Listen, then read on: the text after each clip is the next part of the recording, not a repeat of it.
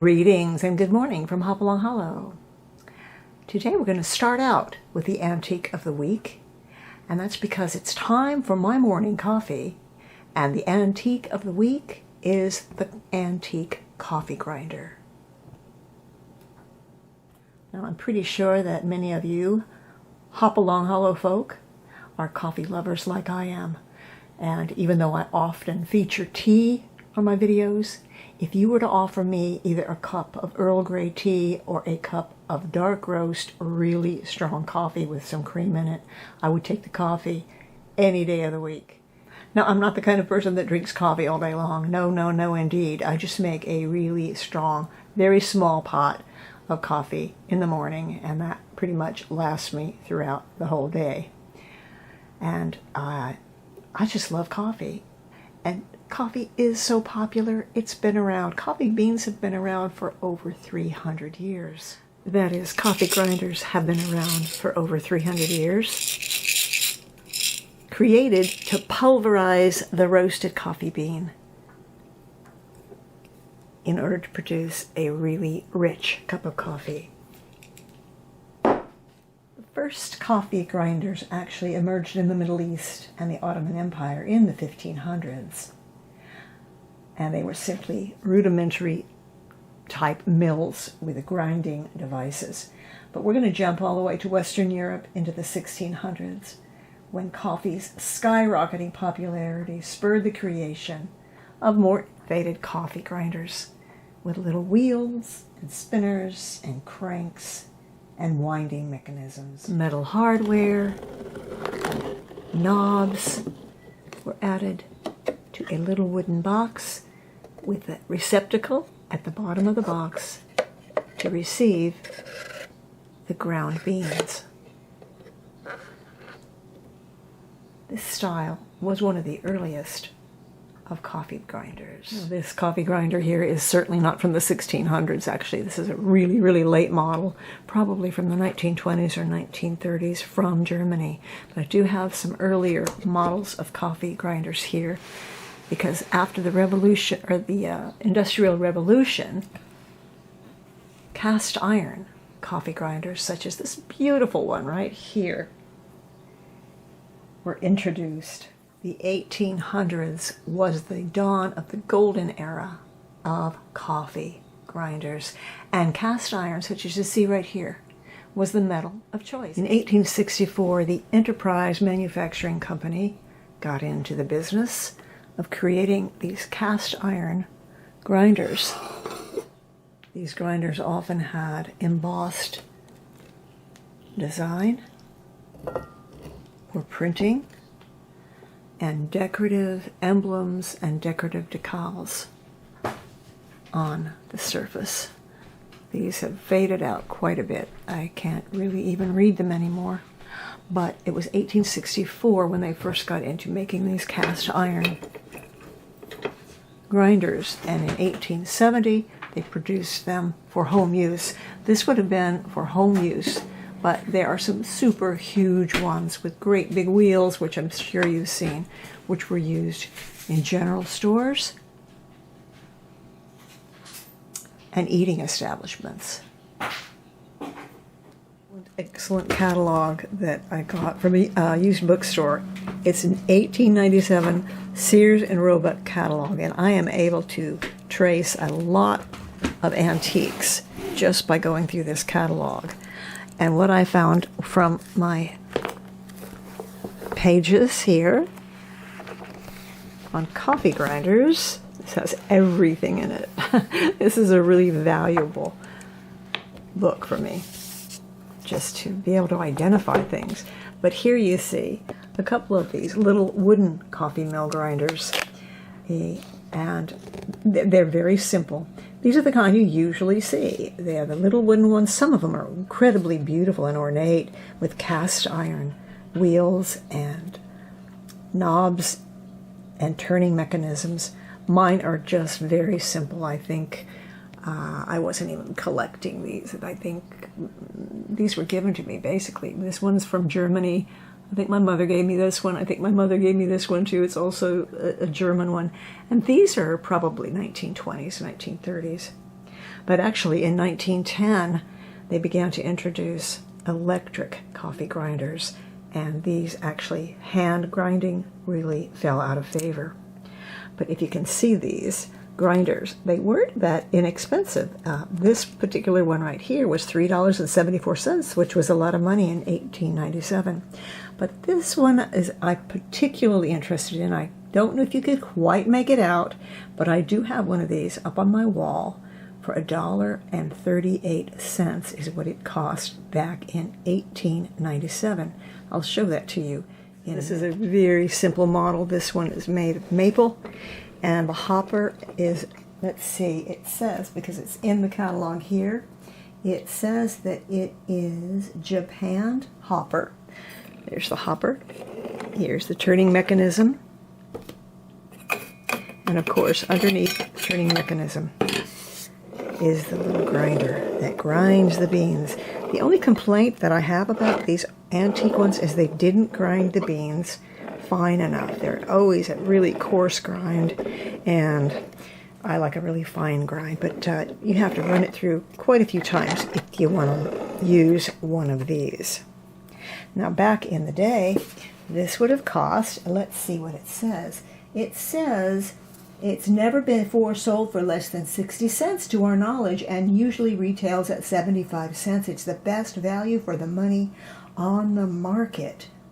But this particular model, I believe, was #1 and the most popular from Enterprise. And Enterprise made simply hundreds and hundreds of styles of coffee grinders. So you put your beans in there, and if you want to see how the mechanism worked, it could be opened up for cleaning. I don't actually use this, so it hasn't been cleaned.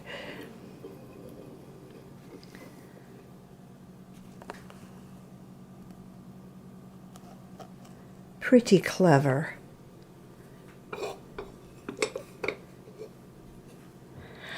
I'm sure a lot of you collect coffee grinders, but this one I think is particularly interesting. We're going to give it a little grind and test it out. Open up the top, pour in some beans, not very many. Oh, it smells good. Oh, I love the smell of dark coffee beans. And let's give it a grind. So let's give it a spin. And you can hear it grinding away.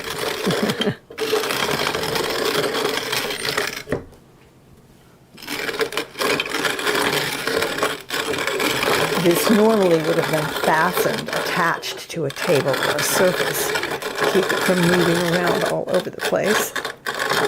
And it was in the late 1900s, or early 1900s, that the wall-mounted grinders were introduced, and those are some of my favorites. Let's see what kind of a grind we got.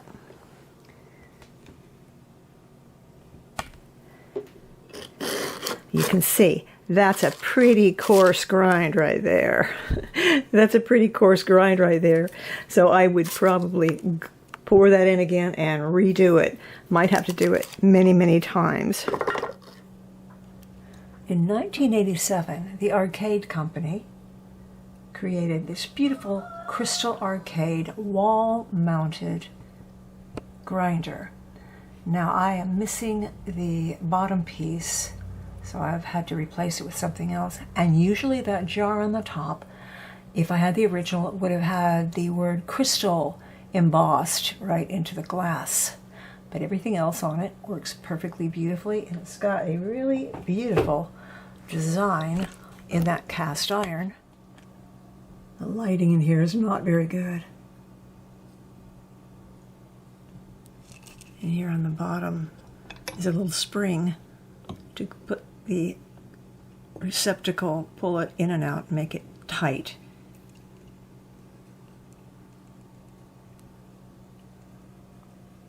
Now this company, the arcade company, actually was in business long before this coffee grinder was created.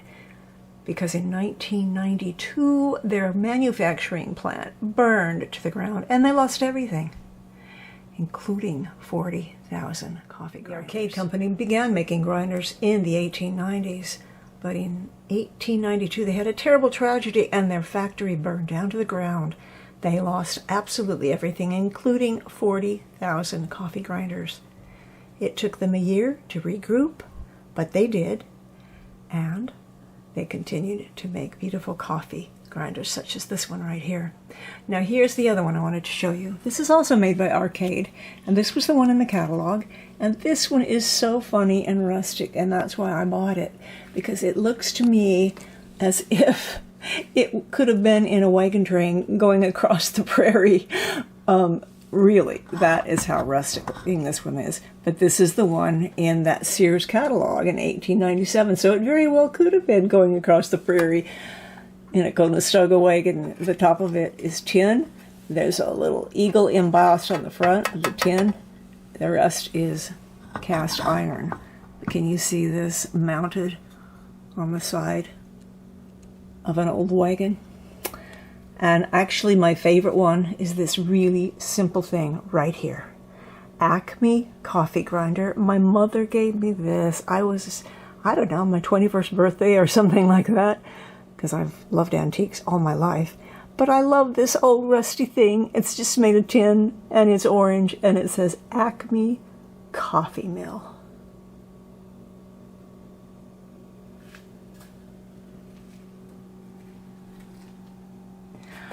There are so many of these, and they're so easy to find. If you're into collecting this sort of thing, you could go all day long, and you could find them from anywhere from $10 up to $300. But they're very interesting collectibles, especially if you love coffee. You can actually use them. I rarely do, but you know what? Let's give this one a try. Well, anyway, you can see that you're not going to get a very fine grind in these. So really all they are, they're a piece of history and a nostalgic bit of coffee history. For those of us who love our Java, these are pretty much fun collectibles. No, I don't think I'll be drinking that coffee. In addition to making coffee grinders, the Arcade Company also made cast iron toys, trucks, and cars, and also banks, such as this bank that you see right here.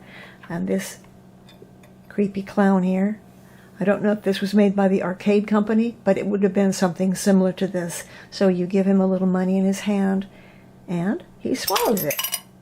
Just like that, went right into his tummy. Just like this coffee is going down into mine. To pretty much round this all out, to identify your antique coffee grinder, there are several different things you can go to. Between the 17 and the 1800s, there were generally wooden boxes with dovetailed construction, small size, knob and a wheel crank, and a very simple design. In the 1800s, you got the cast iron wheel, with sturdy cast iron body and a wheel and decorative designs, sometimes a wooden box, sometimes a metal box, such as this one. And in the 1800s, we also had the wall-mounted coffee grinders, which were mounted to the wall with a cast iron wheel crank, made in Europe or in America. And in the late 1800s, Enterprise, which was this company right here, began making ornate cast iron hoppers with brass trim, sometimes a small size and sometimes as large as something you would put in a store, to make bags and bags of coffee for sale.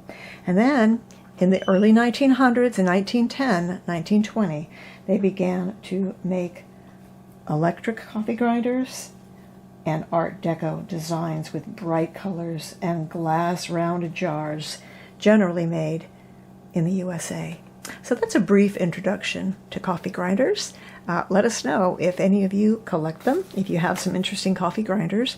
Today I am drinking coffee out of my cup. This is one of my mugs that I designed. This is called Eat, Drink, and Be Hairy. You can find my cups in my spring shop, and I just designed a line of cups, I think 6 mugs, called Hop Along Hollow Folk cups, if you want to take a look at those. So let's move on to the garden because I have one project that I did over the week, which was something that we built over our large kitchen window. So let's step outside with our coffee in hand and take a look at a building project. Well, it is August 25th and the weather has really cooled off a lot, so now I can come out here and do a project that I'd wanted to do all summer, but it was just too scorching hot. So this is the kitchen window, which is really lacking in any kind of charm or beauty at all. It's just the only window in the house that isn't original to this old Edwardian house. It's a big picture window right out the kitchen because we really wanted to get a good view. But from the outside, it's just pretty unattractive. What is attractive is the climbing rose underneath it. But what the rose does is it just grows so heartily that it covers the window and completely covers our view. So what I've been wanting to do is build some sort of a trellis system around this window to hold the rose, let the rose climb up above the window, and give the window a little more charm and interest. So the first thing I have to do, because I do have a garden under here, it's not a very interesting garden. There's a lot of primrose that grows in here. I get bulbs in the spring. We've got black-eyed Susans, of course. We've got some crabgrass. I've got some hyssop. A lot of this stuff is okay. It's not going to be one bit of a problem because I'm working around it, but I do have to clear out all the debris before I can get in here and build anything. So that's my first step. I've already started right here. So I'm going to get moving with this right now. Now this is going to be an exercise in using what I have on hand and just making it work for a trellis. So this is bed railing from an old bed that I've had laying around. It's made of oak, so it should be pretty good once it's painted. And I'm going to scrounge around in the wood piles and see if I can wrestle up some 2x4s and some 2x2s. And that is what I will use to create some sort of a trellis system. This will be great for climbing, the rose to be climbing vertically. Behind the potting shed, I've got a whole pile of all sorts of wood. We pick this stuff up at discount prices from Home Depot whenever we can find it, and we just use it for whatever. So I'll just show you what I come up with when it's finished. This was a pretty easy build using just what I had around here. We had these bed railings here, which I'm using as a trellis climbing up the side. We had several 2x4s just laying around, a lot of 2x2s, and for that fretwork along the front, I just used a 1/2 inch by 6 inch, I believe. And it was very, very simple to put together. And it got the rose up off the ground. Now I had to do a lot of trimming on the rose, so it looks pretty barren down here now. Now I have to figure out what to do from this angle, because we have a lot of ugly stuff here showing, which that rose was covering up, such as this water pipe. And it just looks kind of funny from the front now, kind of barren. Well, okay, so you see what I'm saying down here. This looks kind of bare and unattractive. Now I am going to put a very long window box right beneath that window. And I am sowing seed here that will be very tall things. There will be foxglove and hollyhock seed sown, but of course those aren't going to be coming up till next year. In the meantime, I haven't got much in here. I know there are bulbs under there, all sorts of spring bulbs. There's a liriope that's taking over. I'm going to thin that out. And I'm probably going to do some pots in here just to make up for, give it a little more height. But they will have to be raised up off the ground or the seeds that I sow will not be able to come up. I can't set them right on top of the soil. So that's what I'm going to do right now. I'm going to take a lot of these pots that I have that are full of plants and fill this little area right here. And then, who knows, maybe poppies, red poppies and blue forget-me-nots would be very pretty here during the summer when the foxglove is gone. And Well, I'll work on that. Think about that, because right now is a good time to sow your hardy annuals and a lot of your perennials, like foxglove, hollyhock are a really good thing to sow in the fall and in the winter, and also poppies. So I think it would be lovely in here to have red poppies. Tulips, of course. And then just a window box full of, for now, pansies. And beneath that soil will be tulip bulbs, most likely. That way, from the kitchen, which is the kitchen is right here, from the kitchen window I'll be able to see tulips right from the window. And that will be very, very nice. So I think that rose is a great climber. I had to prune it down quite a bit, but it will climb over the top of that and be a lot more, less unruly. So basically what I'm doing is preparing this bed for the next season and for spring, for winter and spring. So I've added a couple layers of compost on here. I'm about ready to feed this particular rose. I use liquid fish fertilizer, about 2 tablespoons to a gallon of water, and I will give that entire gallon to this rose. Then I'm going to figure out how to situate some little shelves on here. And I've got a couple things I can use for shelving to put these pots of plants on, which are dahlias and oregano, and just a couple of other things that are going to be happy for at least another month out here. I might put that dahlia in the ground. So there's really nothing in here right now but the rose and a couple vines over there and some rudbeckia that grows up here in the front. And of course the liriope, which is basically a ground cover, but it does produce a pretty little purple flower in just a couple, probably in about a week, but it can become a pest. So that's the project. So I pretty much filled this in with pots that were already in this potager. They were just spread around, sitting on the timbers and in some of the gardens, but they are all of the same nature. All these pots are pretty much looking the same. They are metal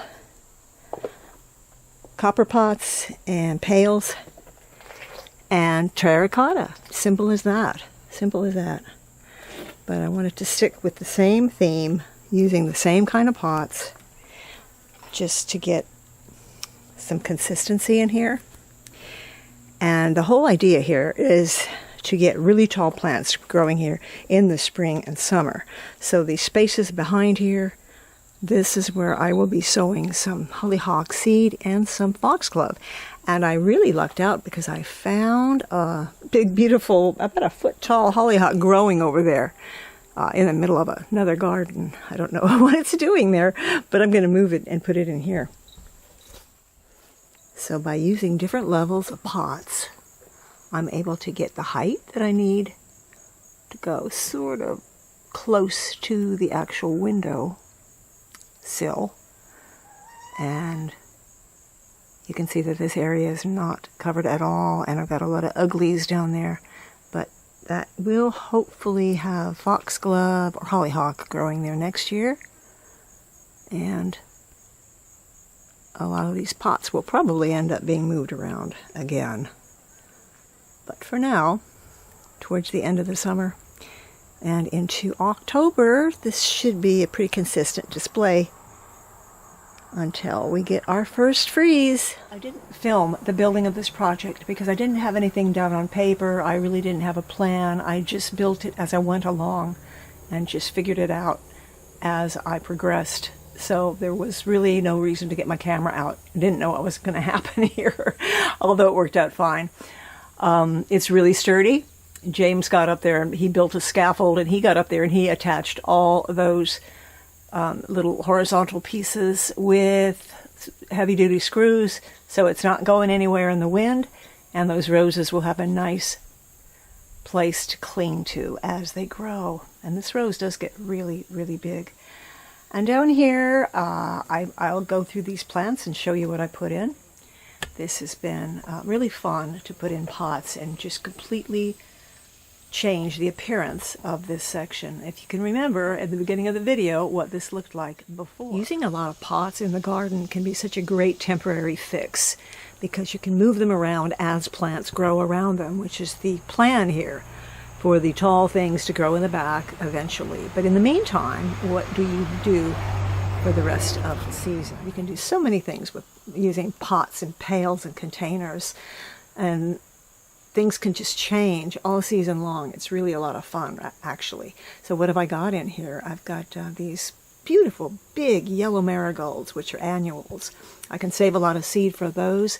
Behind that is a pelargonium. I never can say that. I just call it a geranium. It's not a true geranium. A little pot here of oregano with inside of it,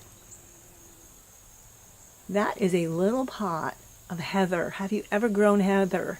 I found this today in the grocery store of all places, and I love heather, but I've never had any luck with it. So if anybody knows about heather, give me a shout out and tell me about how you grow your heather. Here are dahlias that they were late tubers that I put in. Got them on discount, so they went in quite late, but I think they'll be blooming before the end of September. And here's a little pot that is just seeded with hyssop seed. So that's something else I recommended. Get a couple pots that you've got sitting in your garden. Maybe it's got a pot such as this one here, which is, I think it's a mobium. Should be a lot taller than that, but it's an annual, and it's not going to be around for that much longer. But there's a lot of nice soil in there, so I can sprinkle some hardy annual seed in that pot, water it over the winter, and let it start to grow.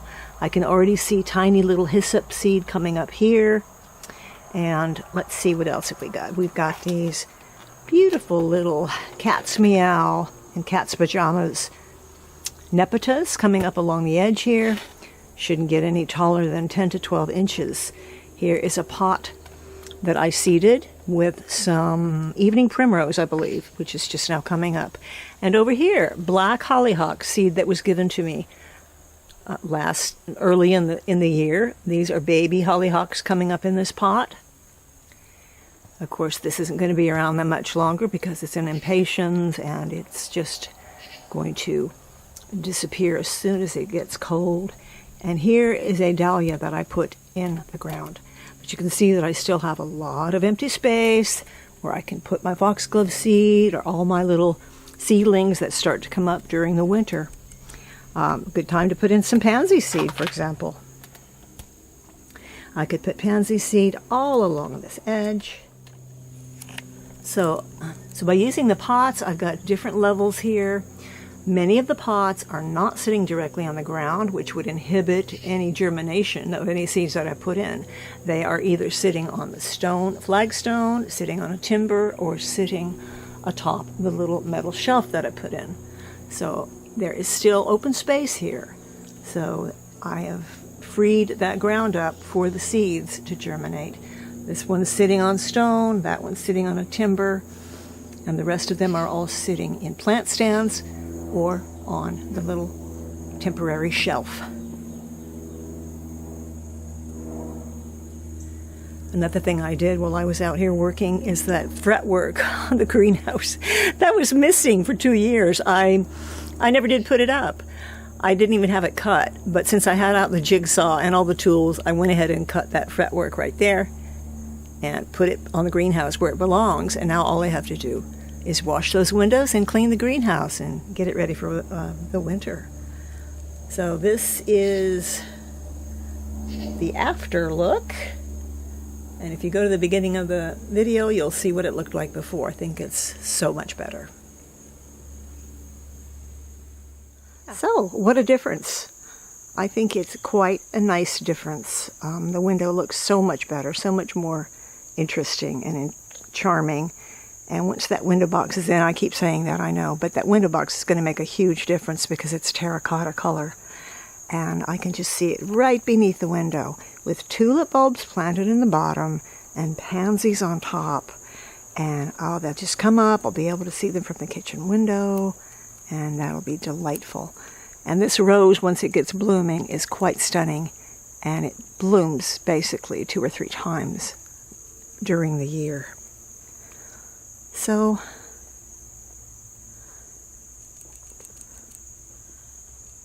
I think this is a pretty nice arrangement of pots.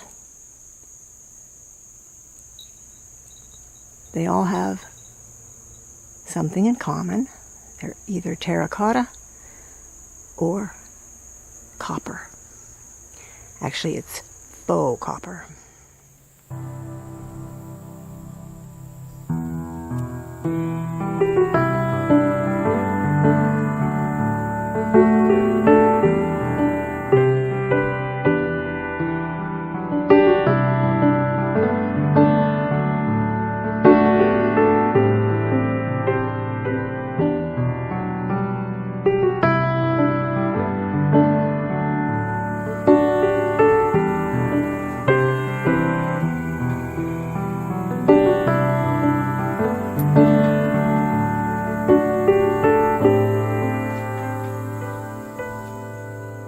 So, from Hopalong Hollow, this is Jerry. Isn't that pretty? Look at the green on that thing. It almost doesn't look real. So I have to take good care of this little heather, and hopefully I'll be able to keep it alive. But from Hopalong Hollow, this is Jerry, and we will see you next time. Bye-bye.